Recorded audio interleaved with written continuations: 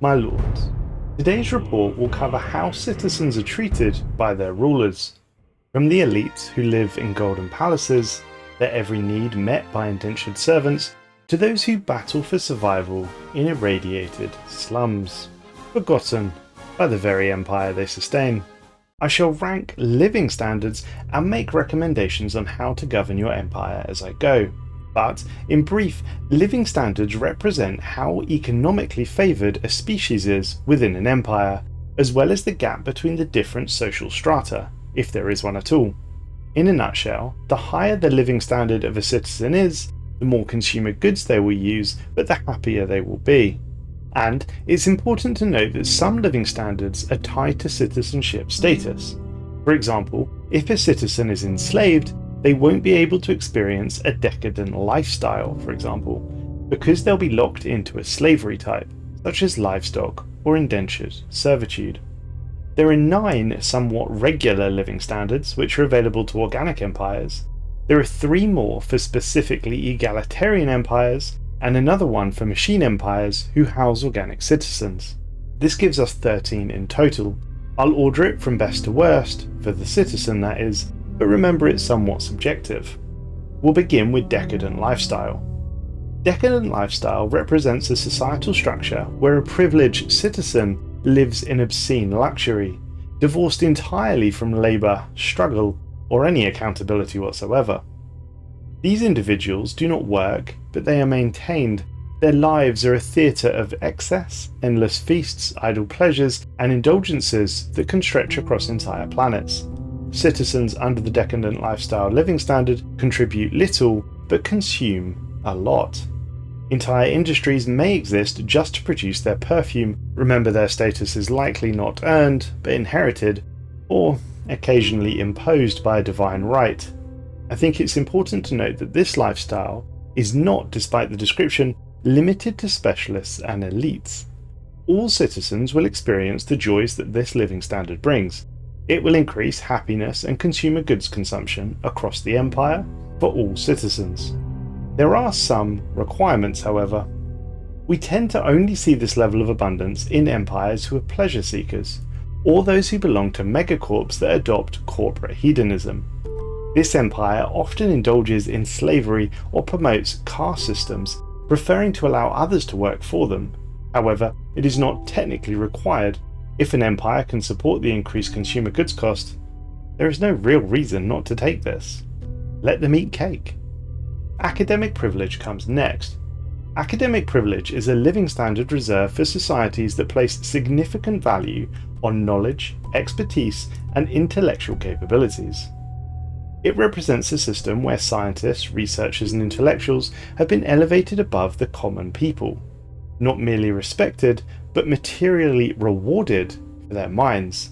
These specialists, or researchers if you will, live in carefully curated comfort, with priority housing, access to superior healthcare, exemption from menial duties, and cultural luxuries tailored to stimulate and preserve their cognitive excellence. The needs of these specialists are seen as investments, and their desires as the cost of progress. In such societies, the divide between thinker and labourer is vast and deliberate. Academic privilege is not egalitarian. It is, in a sort of odd way, a meritocracy, or perhaps a technocracy. Academic privilege is quite different to Decadent Lifestyle, in that the specialists and the elites are treated equally.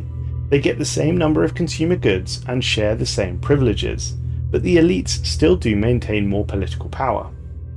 Workers, however, despite receiving slightly more consumer goods, will see no increase in happiness under this living standard. This standard really does represent a true caste system, with workers clearly being viewed as inferior to specialists.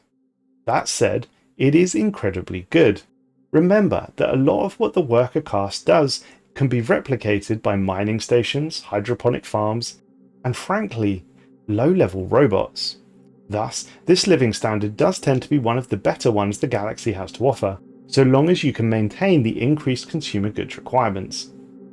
Social welfare comes next. In theory, social welfare represents a system built on compassion and stability. The foundation belief is that no citizen should be left behind. This ensures that even those without work, whether by misfortune, age, illness, displacement, are granted the basic necessities in life: food, shelter, healthcare, and dignity.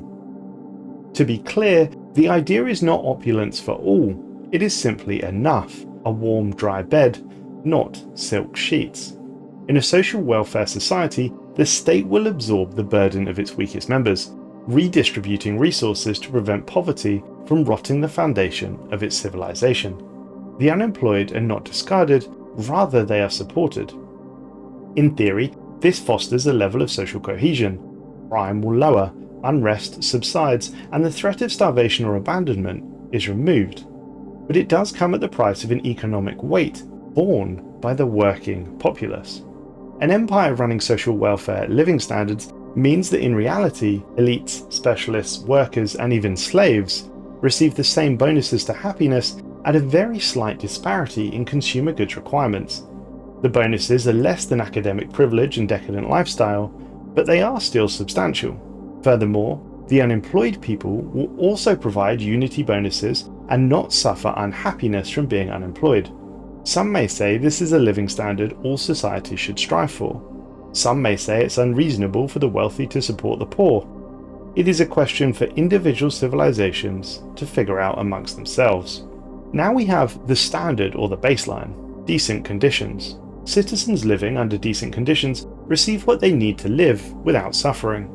Sufficient food, housing, access to basic healthcare, and appropriate personal freedoms.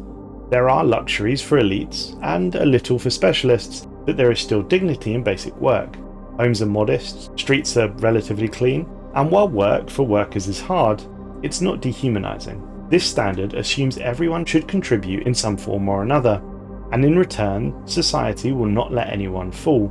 It is something of a middle ground. There is still room for ambition in individual people, but there's not necessarily an expectation of grandeur.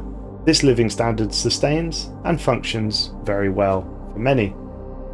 Decent conditions, as stated, is the default for most galactic civilizations. Elites will receive the most, followed by specialists and then workers. Slaves receive nothing. The key here though is that the elites, specialists and workers do not receive vastly different amounts of consumer goods and associated happiness. Though there is a clear difference between the castes, it is not vast. There is still social movement within the classes and room for aspiration. It is a solid baseline. Stratified economy comes next, and this is only available for authoritarian empires. This living standard is a formalized hierarchy of worth. It is built into the very fabric of this empire's daily life.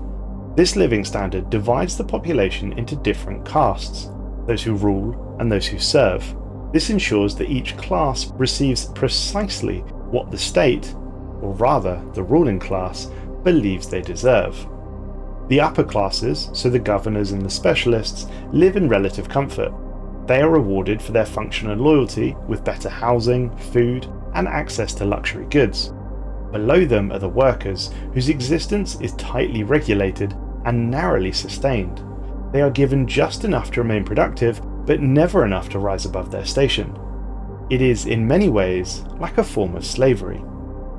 Workers receive no additional bonuses from this living standard, and it is remarkably similar to academic privilege, just worse, as specialists receive a lot less.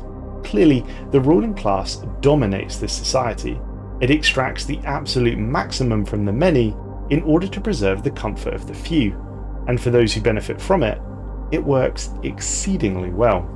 Now we are moving on to talk about chemical bliss, which I include at this stage as although some may view it as marvellous, it is, in my eyes, quite awful. Chemical bliss is a living standard that replaces the innate suffering and struggles of life with a pharmacological solution. Drugs, if you will. Specifically, chemical bliss takes a drug created from the secretions of a Blorg equivalent thyroid gland. It is designed to make you incredibly happy. Populations under chemical bliss are kept pacified through the constant supply of this drug. Pain, boredom, fear, ambition even, are dampened beneath the haze of artificial contentment. The citizens under this living standard may live in overcrowded slums or perform endless menial labour, but they will do so happy. Citizens under chemical bliss will experience massive happiness bonuses, but they will suffer even greater reductions in performance. Citizens under chemical bliss will produce up to 60% less resources per citizen than normal. The unemployed will not suffer happiness penalties at all, as it seems they will happily be dosed up, doing whatever it is that they wish. Therefore, this living standard is rather useful for pacifying rebellious populations, perhaps recently conquered ones, before they can be properly integrated into an empire. I note, however, should you pull a population off of chemical bliss, they will suffer significant withdrawal symptoms, suffering reduction in job output and happiness for 5 years while they readjust to the simple pain that a non-medicated life offers. We move on now to Dystopian Society, and as you can sense, these living standards are likely going to get worse from here. This living standard is only available to empires operating under an oppressive autocracy, and it is brutal. It is almost unreasonable to call this a living standard, as the majority of the population do not really get to experience the finer things in life at all. This society separates colonists and enforcers from specialists and workers. Specialists and workers receive nothing. In this society, it doesn't matter whether you're a doctor or a miner, an engineer or a farmer, you receive the same amount of nothing.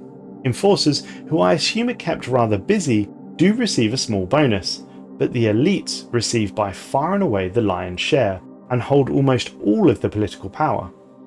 I find it truly remarkable that this type of society can even exist, given the ratio of elites to specialists and workers. Elites are massively outnumbered, and yet control the population like puppets. It is equally bizarre and brutal. There are two so-called regular living standards left to discuss, but the worst, non-existent, I'll cover right at the end. Next to discuss is basic subsistence, and this is a pitiful existence indeed. Basic subsistence offers only the most essential of goods to the citizens of said species. It is not available to citizens with full citizenship and tends to be reserved only for resident species, not deemed worthy of the full benefits of the empire they find themselves in. Citizens under this living standard experience rationed food, very poor quality housing, no healthcare, and non-existent levels of comfort. Sheer existence is a battle for these people. The state will merely provide only what it must to prevent death, because frankly, death would be a logistical inconvenience. It is important to note, however, that while this living standard may appear cruel, it does serve a purpose, and that is often in the form of an empire being incapable of supporting its population. This, I feel, is often a choice of desperation rather than cruelty, as remember, slavery and purging exist for the cruelest of empires to use. Citizens under basic subsistence will experience happiness penalties irrespective of class. The workers, as always, are hit the hardest, though perhaps they take solace in the fact that the elites will suffer alongside them. Now we've discussed the majority of the basic living standards, but there are a few more specialised to egalitarian empires, and these, as you may expect, are quite lovely compared to some of the more authoritarian themed ones. We'll start with employee ownership. This is a megacorp focused standard. Employee ownership guarantees every worker a democratic share in their enterprise. Living costs and social responsibilities are distributed evenly to all members within the megacorp. In this society, citizens are integrated into the megacorp as shareholders of its success. Profits are redistributed, decisions are shared, and status is tied to contribution rather than nepotism or favoritism. These megacorps tend to foster high morale, strong internal cohesion, and a sense of purpose that's really important in society.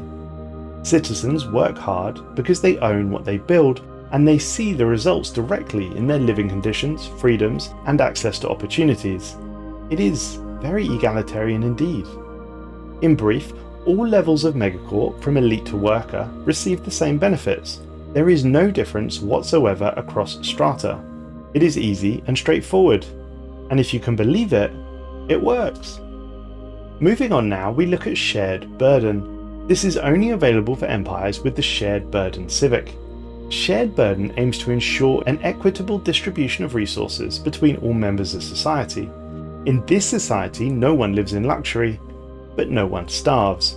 All citizens, from the elites to the workers, receive the same material conditions, the same housing, rations, same public services.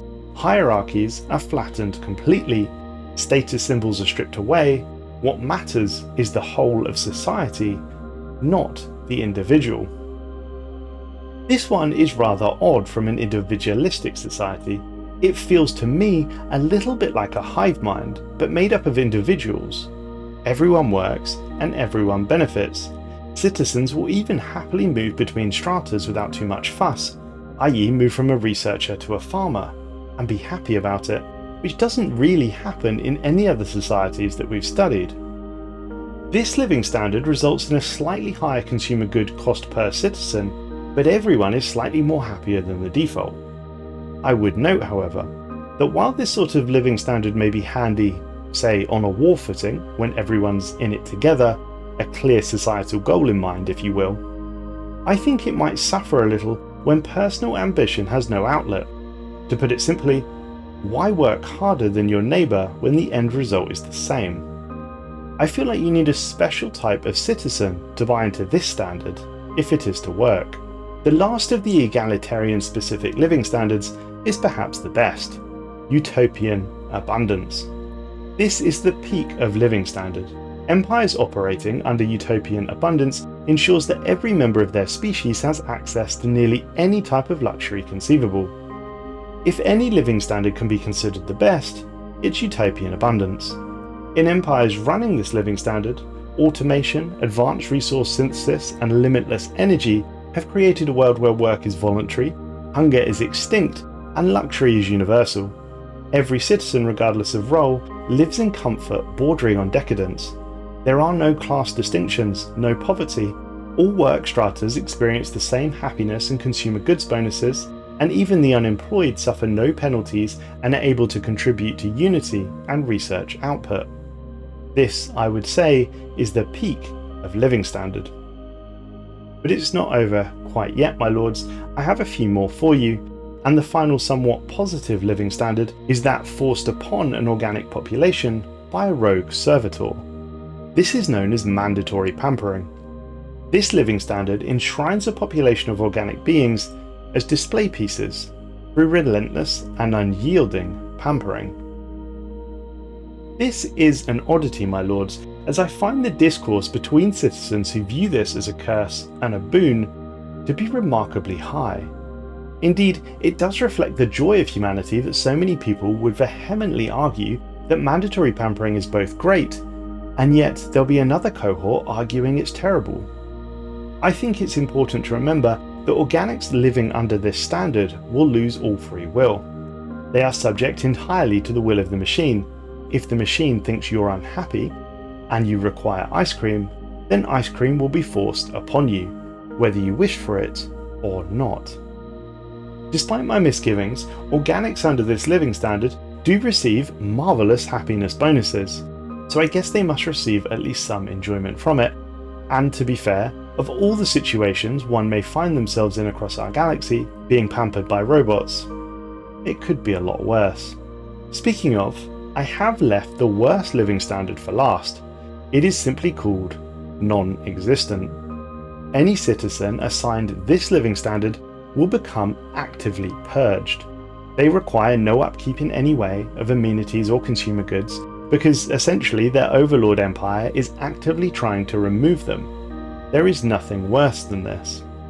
There are 9 individual purge types, and I'll cover them very briefly, with the note that it is remarkable just how cruel our galaxy can be.